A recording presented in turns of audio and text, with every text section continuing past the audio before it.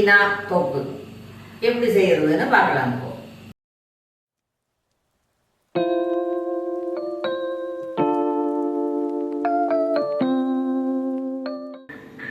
புதினா இஞ்சி தொக்குக்கு 2 கட்டு புதினா நல்லா ஆஞ்சிட்டு கழுவி வைக்கணும். 1/2 கப்பு இஞ்சி துண்டு துண்டா நறுக்கி வச்சிருக்கேன். ரஃபா நறுக்கினா போறோம், ரொம்ப சின்ன சின்னதா நறுக்கணும்னு அவசியம் கிடையாது. ஒரு சுண்டைக்காய் அளவு புளி நனைச்சு வச்சிருக்கேன். இது அப்படியே தான் யூஸ் பண்ண போறேன். இந்த கோது இல்லாத போட்டு வச்சிருக்கேன். உப்பு, பெருங்காயம், தனி மிளகாத்தூள். அடுப்பில் வாணலியை வச்சு ஒரு கரண்டி அளவுக்கு எண்ணெய் விட்டுக்கணும். தாராளமாக எண்ணெய் விட்டால் எவ்வளோ எண்ணெய் விடுறோமோ அதுக்கு அது அந்த அளவுக்கு நமக்கு ப்ரிசர்வேட்டிவாக இருக்கும். அது இதில் இந்த இஞ்சி துண்டுகளை போட்டுடலாம். இந்த கழுவி வச்ச புதினாவையும் இது கூட போட்டுடலாம்.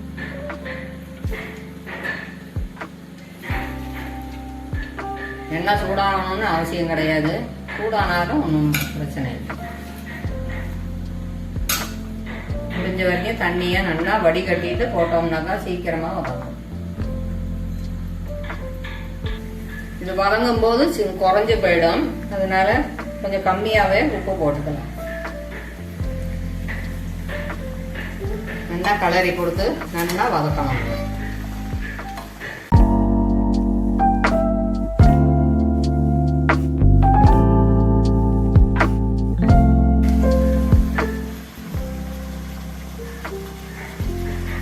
கொஞ்சம் ஹைலியே வச்சுக்கோங்க கொஞ்சம் நேரத்துக்கு.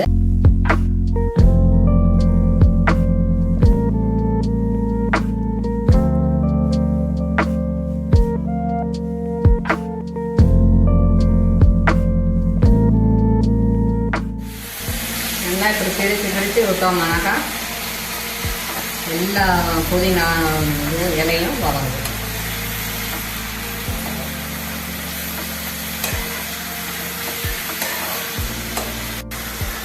இப்போ பாதி வதங்கி எடுத்து இப்போ மீடியம் ஃப்ளேமில் வச்சுக்கலாம்.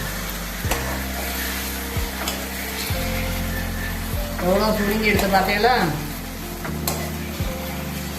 நான் போடும்போது எவ்வளவு நிறைய இருக்கிற மாதிரி இருந்தது. இப்போ நல்லா சுருங்கி எடுத்து இன்னும் கொஞ்சம் கூட சுருங்க.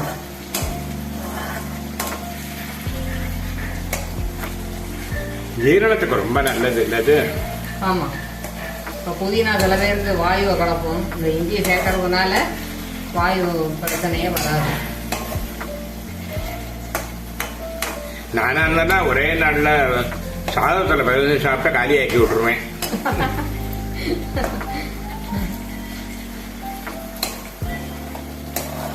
எதுக்கு வேணாலும் தொட்டுக்கலாம். தோசை, இட்லி எதுக்கு வேணாலும் தொட்டுக்கலாம். சப்பாத்திக்கு கூட நல்லா இருக்கும். புதினால ஆயிரது ஒன்று தான் கொஞ்சம் வேலை நேரம் எடுக்கும். அது கூட ஈஸியாக ஆயிரத்துக்கு நம்ம ஒரு வீடியோ போட்டிருக்கோம் இல்லையா? ஆமாம்மா, இந்த புதினா ஆயிரது பெரிய வேலை. அந்த மெத்தட்னா ஈஸியாக அஞ்சு விடலாம். ஆமாம், நம்ம தான் 2 கட்டை சீக்கிரமே அஞ்சு விட்டோமே. ஆமாம், ஒரு 15 நிமிஷத்துலேயே ஆஞ்சுட்டோம் இல்லையா? ஆமாம் ஆமாம். பார்க்காதவாலாம் அந்த வீடியோவை போய் பாருங்க. ஐயோ புதினா வாங்கிட்டோமே, நம்ம ஆயிரது ஒரு பெரிய வேலை எடுக்குமே அப்படின்னு நினைக்காதவங்க. ஈஸியாக ஆஞ்சிடலாம். ஈரத்தோட போட்டுக்கிறதுனால தான் நிறைய நீர் விட்டுக்கிறது போல இருக்குல்ல? ஆமாம்.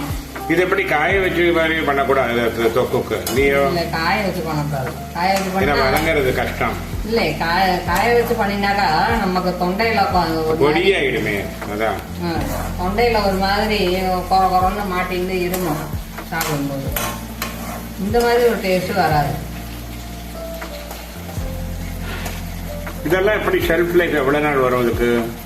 ஷெல்ஃப் லைஃப் நம்ம வச்சுக்கிறத பொறுத்து இருக்கு. ஃப்ரிட்ஜில் வச்சோம்னாக்கா 15 நாளைக்கு கூட வச்சுக்கலாம். வெளியில வச்சா ஒரு வாரத்துல நம்ம தீர்த்துடணும். குவான்டிட்டியை பொறுத்து இருக்கு. சீக்கிரம் தீர்ந்துடுமே. ஆமா, அது தயிர் சாதத்துக்கு அமிர்தமா இருக்கும். தயிர் சாதத்துக்கும் நல்லா இருக்கும். தோசை, இட்லி சொன்ன மாதிரி எல்லா டிஃபன் ஐட்டமுக்கும் ரொம்ப நல்லா இருக்கும். அப்புறம் நம்ம காரம் இல்லாத குழம்பு வைக்கிறோம் இல்லையா? கீரை மிளகு கூட்டால், அந்த மாதிரி மிளகு கூட்டால் வகைகள் காரம் போடாத குழம்பு, சாம்பார் பொடி போடாத குழம்பு நிறைய வீடியோஸ் போட்டிருக்கேன். அந்த மாதிரி குழம்புக்கெல்லாம் கூட இது தொட்டுக்கிறதுக்கு நல்லா இருக்கும்.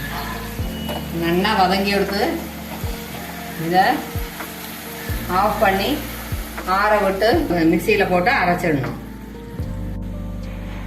நல்லா ஆற எடுத்து மிக்சியில் ட்ரான்ஸ்ஃபர் பண்ணி அரைச்சிடணும்.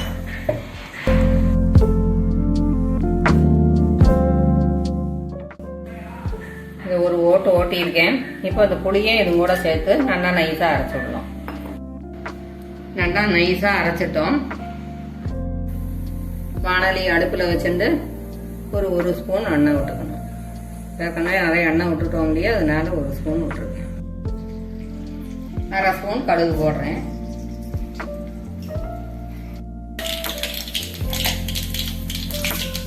கடுகு வெடிச்சுருந்து அரைச்சாதான் அது கூட சேர்த்துக்கணும்.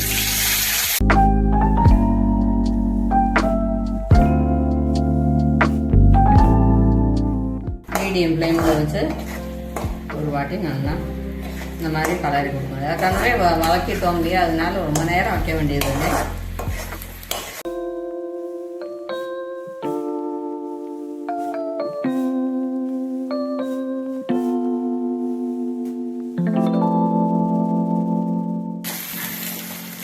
இந்த ஸ்டேஜில் அடுப்பை ஆஃப் பண்ணிடலாம்.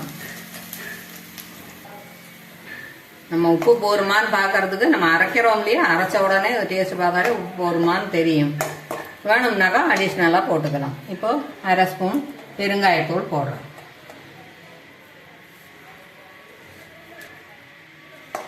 ஒரு வாட்டி மாதிரி கலரி கொடுக்கணும்.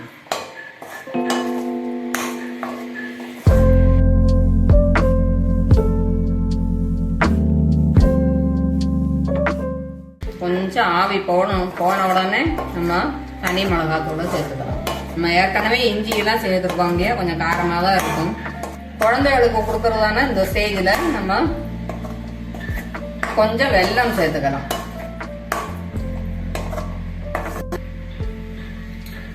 ஏற்கனவே நான் சொன்ன மாதிரி இஞ்சியில் காரம் இருக்கும். இப்போ தேவையான தனி மிளகாத்தூளை சேர்த்துக்கலாம். நாங்கள் ரொம்ப காரம் சேர்க்க மாட்டோம், அதனால 2 ஸ்பூன் போட்டிருக்கேன்.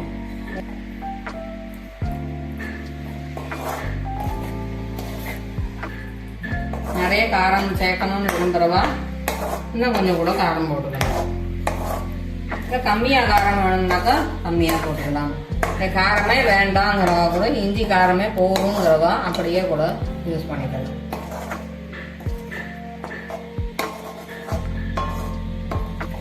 நான் இப்போ கொஞ்சமாக தான் பண்ணியிருக்கேன். நிறைய இருக்கா, நிறைய பேர் நிறைய நாளைக்கு வரணும் அப்படின்னு நினைக்கிறவா நிறைய பண்ணுங்க. இதான் நல்லா ஆற விட்டு ஏர்டைட் கண்டெய்னரில், ஈரம் இல்லாத கண்டெய்னரில் போட்டு வச்சேன்னாக்கா நிறைய நாள் வரும்.